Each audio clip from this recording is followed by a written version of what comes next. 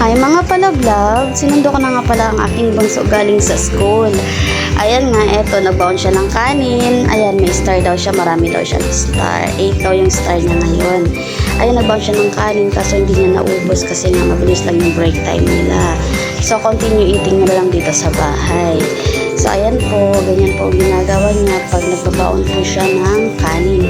At ito naman, galing akong center, pinaresetahan ako ng gamot na amoxicillin at ayan, may pinamik. Kasi, sumasakit kasi yung aking ngipin. Dapat magpapabunot ako kaso kailangan daw muna palang mag-antibiotic muna ako kasi nga kumikirot, hindi raw tatalab yung anesthesia. So ayun po, yan po muna ang ating video. Mamaya magsusundo po ako sa kanyang kuya naman.